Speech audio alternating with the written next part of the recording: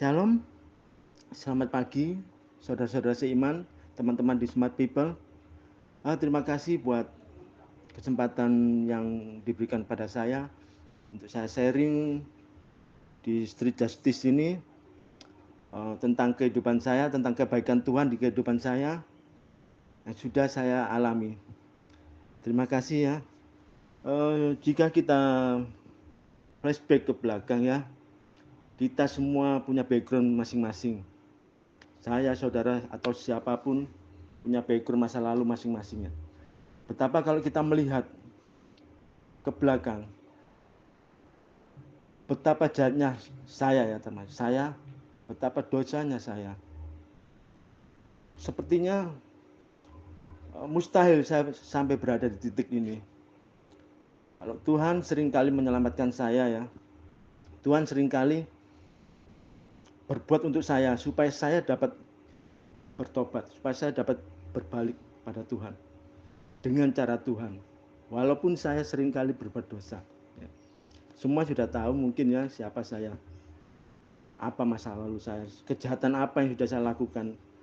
Tidak ada satupun kejahatan di dunia ini yang belum saya lakukan. Semua sudah saya lakukan. Dan saya menerima firman ya, firman yang di 2 Tawarit 7 ayat 14. Dan umatku yang atasnya namaku disebut merendahkan diri, berdoa, mencari wajahku, lalu berbalik dari jalan-jalannya yang jahat, maka aku akan mendengar dari surga dan mengampuni dosa mereka, serta memulihkan negeri mereka. Inilah Tuhan. Betapa baiknya Tuhan. Tuhan tidak memandang kejahatan, besarnya kejahatan kita. Tuhan tidak memandang hitamnya apa yang kita lakukan. Tapi kalau kita mau berbalik, mohon pengampunan pada Tuhan, mencari wajah Tuhan, maka Tuhan berjanji di firman-Nya ini ya, Dia akan mendengarkan doa kita, bahkan Dia mengampuni dosa-dosa kita, serta memulihkan negeri kita atau memulihkan keadaan kita. Betapa hebatnya Tuhan kita. Dengan ayat ini, saya menjadi kuat, saudara-saudara ya. Setelah saya bangkit, saya dapat ayat-ayat dari Tuhan, saya sering baca firman Tuhan untuk menguatkan saya, untuk ketinggalan saya yang dulu pernah saya tinggalkan semua. Dan saya ingin meraihnya kembali. Saya tidak mau lagi jatuh seperti masa-masa yang lalu. Karena di sini saya merasakan Tuhan memulihkan semuanya. Keadaan saya, keadaan keluarga saya, keadaan anak-anak saya. Saya tahu semua karena campur tangan Tuhan. Dan Tuhan memberi janji-janjinya itu pada kita.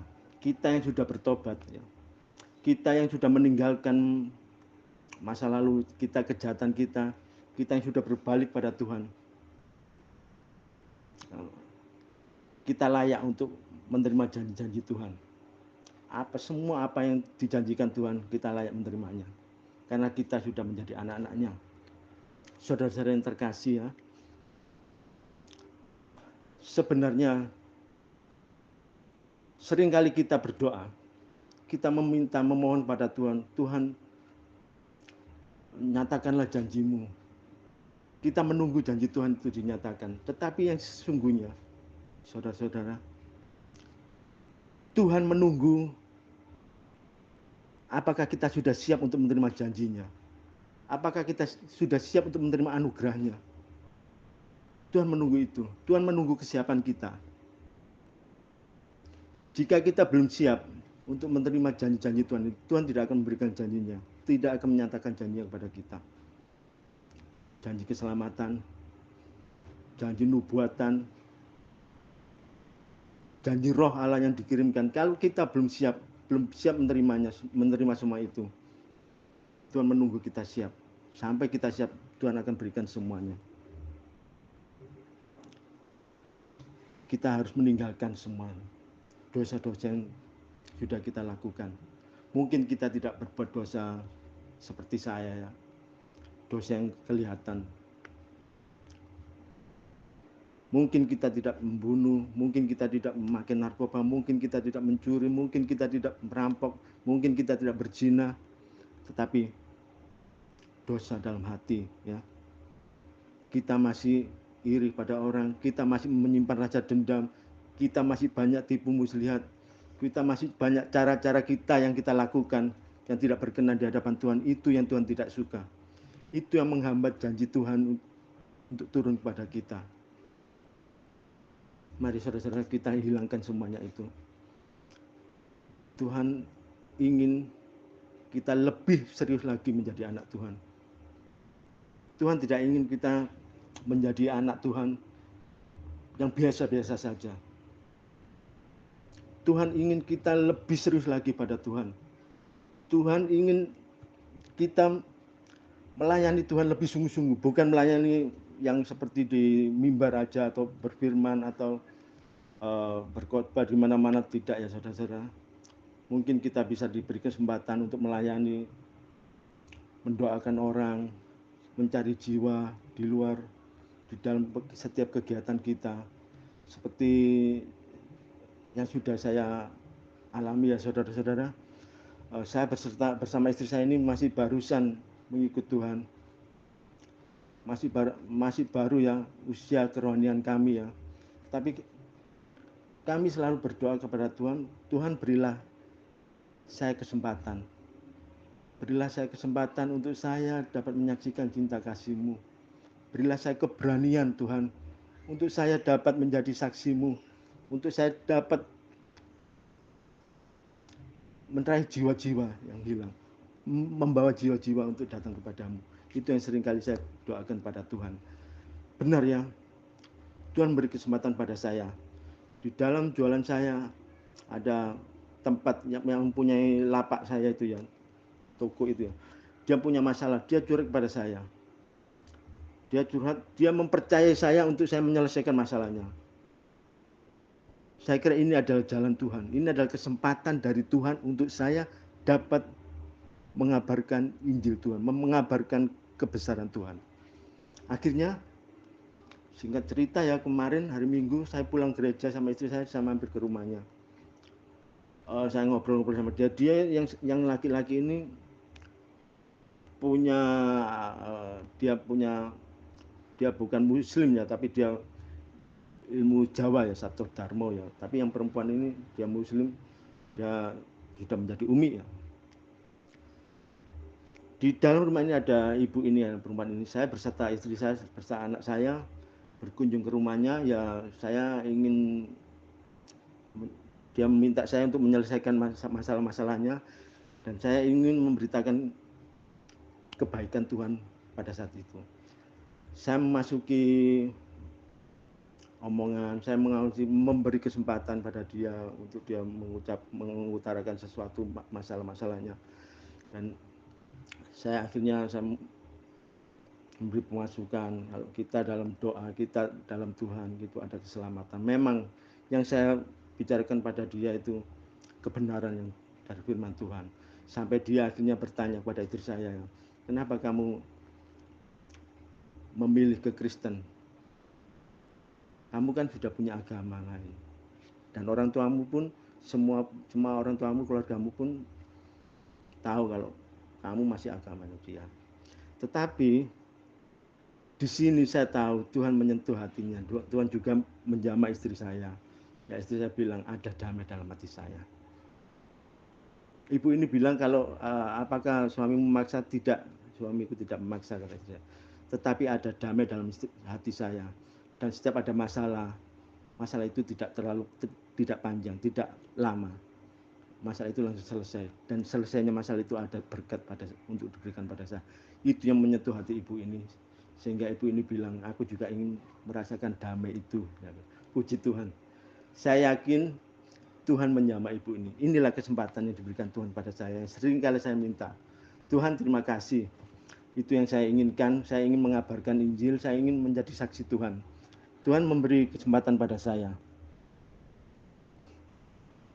Karena kita ini sebenarnya ya, harta yang disayangi Tuhan. Kita ini sebenarnya orang-orang yang sangat disayangi Tuhan. Sejak kita belum mengenal Tuhan sampai kita mengenal Tuhan, sejak kita berbuat dosa sampai kita berada di titik ini, semua hasil karya Tuhan, semua sudah rencana Tuhan. Karena kita ini adalah harta kesayangan Tuhan. Ada ilustrasi ya. Saya pernah mendengar ilustrasi ini dari seseorang ini. Ada bapak-bapak yang namanya Bapak Agus, katakanlah Bapak Agus ya. Dia itu pemahat patung. Dia pandai sekali memahat. Dia membuat sebongkah kayu, dijadikan patung kayu yang bagus sekali. Akhirnya pada suatu saat dia membuat patung itu bagus melebihi patung-patung yang lain. Dia menyayangi patung ini. Tetapi tanpa dia sadari waktu dia keluar rumahnya ini terjadi kebakaran, saudara-saudara. Ya, kebakaran yang hebat. Karena sayangnya dia pada patung ini, dia lari menerobos rumah ini walaupun tetangga-tetangganya, saudara-saudaranya berteriak untuk dia menghentikan langkahnya. Dia tetap menerobos masuk ke rumah ini, ke rumah yang penuh dengan api ini. Dia mengambil patung ini keluar walaupun dia sendiri kebakar ya. Dia selamatkan patung ini. Inilah Tuhan Yesus. Tuhan Yesus sangat mengasihi kita ya. Tuhan yang sudah memoles kita menjadi bejana yang indah ya. Kita yang dulunya bukan apa-apa, Tuhan menjadikan sesuatu yang terindah di mata Tuhan ya.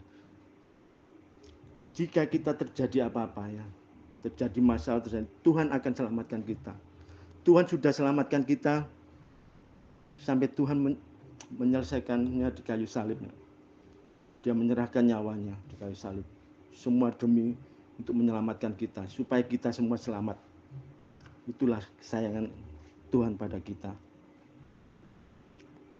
Saudara-saudara, marilah kita lebih lagi ya mendekat pada Tuhan. Tuhan tidak mengingini kita berbuat kesalahan terus-menerus. Tuhan selalu ingin menyertai kita. Tuhan selalu ingin berbuat untuk kita. Apabila kita mau mengikuti semua rencana Tuhan. Kita akan baca satu ayat lagi ya. Di dalam Keluaran 19 ayat 5.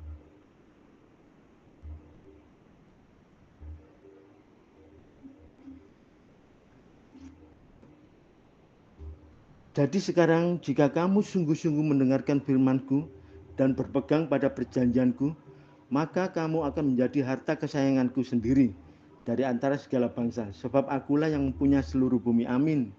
Puji Tuhan. Kita adalah harta kesayangan Tuhan. Nah, semua ayat-ayatnya itu kebenaran jadinya. Saudara-saudara yang terkasih, ya. Kita tahu ya, apa yang sudah Tuhan perbuat untuk kita ya. Apa yang sudah Tuhan lakukan untuk kita. Tuhan sudah berkorban untuk kita. Tuhan sudah menyerahkan anaknya untuk kita ya. Supaya kita selamat. Yang jadi pertanyaannya, apa yang sudah kita berikan untuk Tuhan? Apa yang sudah kita lakukan untuk Tuhan? Coba kita ingat-ingat ya.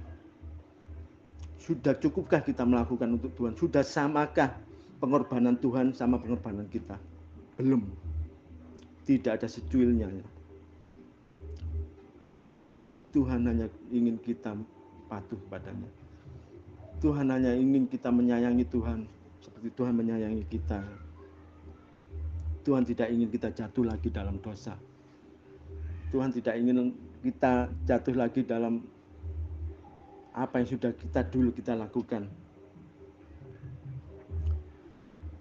Memang ya saudara-saudara, jika kita sudah berhenti dari dosa ya, iblis tidak tinggal diam.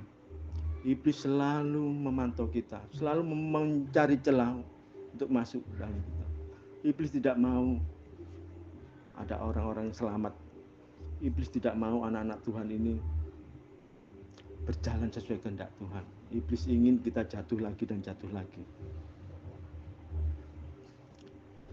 Haleluya.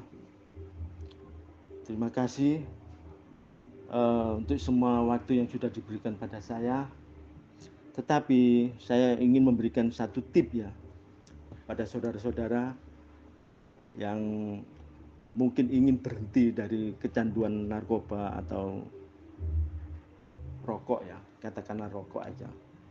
Dulu saya ya, jangan narkobanya dulu, rokoknya dulu. Dulu saya kalau tidak merokok, lebih baik saya tidak makan daripada saya tidak merokok. Satu hari sampai 1 atau 2 bungkus. Itu setiap hari. Kalau tidak ada rokok, sangat-sangat pusing, sangat-sangat ingin sekali saya dengan cara apapun saya harus mendapatkan rokok ini. Itu yang sepele ya. Apalagi narkoba ya. Narkoba, semua narkoba, jenis narkoba sudah saya rasakan. Yang jenis S itu setiap hari itu saya memakai narkoba jenis S ini seperti saya minum obat ya, 1 hari 3 kali. Karena saya tidak membeli narkoba ini. Saya dulu memegang ya, memang memegang narkoba ini sehari-hari. Dengan banyaknya narkoba ini, jadi saya memakainya dengan cuma-cuma ya, walaupun harganya memang mahal dan berbahaya memang. Begitu juga yang katakanlah yang I ya, yang harus dipakai di dunia malam. Itu saya setiap 2 hari atau 3 hari sekali saya pasti naik ke sana. Kalau mungkin di dunia malam, di tempat-tempat dunia malam ya, pada waktu itu banyak yang kenal pada saya. Jika teman-teman saudara-saudara yang terikat sama narkoba atau rokok ini, saya punya tips untuk menghilangkan semua itu. Yang pertama ya, kita harus ada kemauan dulu. Kita harus ada keinginan dulu untuk berhenti. Tanpa kemauan, tanpa keinginan, semuanya sia-sia. Siapapun yang mengatai kita, siapapun yang memberi pengertian pada kita, siapapun yang menjamah kita ya, kalau kita tidak ada kemauan dalam hati kita, mustahil kita akan berhenti. Banyak sekali orang pecandu narkoba ya bilang, saya sudah terlalu banyak mengkonsumsi narkoba ini, porsi saya sudah tinggi daripada itu, makanya dia bisa berhenti, saya tidak bisa berhenti. Itu buset ya, itu kata-kata yang menjatuhkan dia sendiri, menjatuhkan keinginannya untuk berhenti narkoba. Sebenarnya ya, tidak ada kata-kata terlalu banyak makai atau terlalu banyak konsumsi atau terlalu sedikit konsumsi, itu tidak ada. Yang penting dalam berhenti narkoba itu ya, berapa banyaknya keinginan kita untuk berhenti, itu aja. Berapa tingginya keinginan kita untuk berhenti narkoba itu. Bukan berapa banyaknya konsumsi kita untuk narkoba, tetapi berapa tingginya keinginan kita untuk berhenti dari narkoba itu.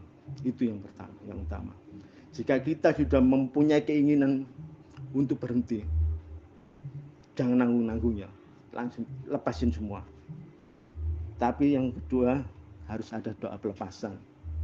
Kita harus ada bantuan hamba-hamba Tuhan untuk mendoakan kita doa pelepasan. Karena tanpa doa pelepasan ya, mustahil memang orang berusaha untuk berhenti. Karena dengan adanya doa pelepasan, Roh Kudus bekerja dalam orang itu. Sehingga dengan kemauannya dia untuk berhenti, dan Roh Kudus bekerja menjadi klubnya untuk memerangi narkoba itu. Dan yang ketiga, tindakan untuk kita menjauhi narkoba. Sesudah kita mempunyai niat untuk berhenti, sesudah kita melepaskan semuanya dengan doa pelepasan, kita harus ada tindakan untuk berhenti, tindakan untuk menjauhi narkoba. Kita harus menjauhi teman-teman kita dulu, teman-teman yang masih pakai narkoba, teman-teman yang masih berkecimpung dengan narkoba, kita harus jauhi sampai kita benar-benar tidak ada rasa keinginan untuk narkoba itu, baru kita boleh berkenalan, berteman lagi dengan mereka. Sampai kita mempunyai iman yang kuat untuk berhenti dari narkoba itu, baru kita boleh bergabung lagi dengan mereka untuk menyelamatkan mereka juga. Yang keempatnya, kita harus sering memuji Tuhan. Kita harus sering menyembah Tuhan. Kita harus ada waktu untuk saat teduh dengan Tuhan, berdoa, menyembah Tuhan. Jika keinginan itu timbul, seperti saya ya, sampai sekarang pun selalu ada timbul keinginan itu. Jika saya diam aja, jika saya ada sedikit masalah, keinginan itu timbul lagi. Tetapi saya bawa dalam pujian. Saya selalu memuji Tuhan dimanapun saya berada, ya. Dalam saya berjualan, dalam kehidupan saya sehari-hari. Jika saya mau jatuh ke dalam dosa, saya terus memuji Tuhan. Saya hilangkan itu dengan memuji Tuhan. Saya menyebut nama Tuhan, karena nama Tuhan itu penuh dengan kuasa. Dan yang kelima ya, yang untuk mendukung aja, sering banyak minum air putih, makan permen, juga olahraga dan kegiatan yang positif. Jika itu semua kita lakukan dalam nama Tuhan Yesus, pasti sembuh dari narkoba itu. Jangankan narkoba ya, roh-roh setan sedikit pun yang ada dalam diri kita akan hilang semua. Itu yang saya lakukan, itu yang saya alami, saudara-saudara. Semoga tip ini bisa membawa berkat bagi saudara-saudara yang ingin sembuh dari narkoba, dari rokok, dari kebiasaan buruk. Karena kebiasaan buruk itu menjauhkan kita dari Tuhan. Tidak selamanya Tuhan itu mengulurkan tangan untuk kita ya. Kalau kita seringkali ditolong sama Tuhan, seringkali jatuh ditolong, tapi kalau kita tidak mau berbuat lagi, kita tidak mau ada tindakan lagi untuk menyambut tangan Tuhan ya, kita akan terus di lumpur itu. Karena semua pilihan ada di tangan kita. Terima kasih saudara-saudara. Terima kasih kesempatan yang sudah diberikan pada saya. Puji Tuhan, ini yang dapat saya sampaikan di Street Justice. Semoga sharing saya ini menjadikan berkat bagi saudara-saudara yang mendengarkan. Kasih Tuhan berkati. Shalom.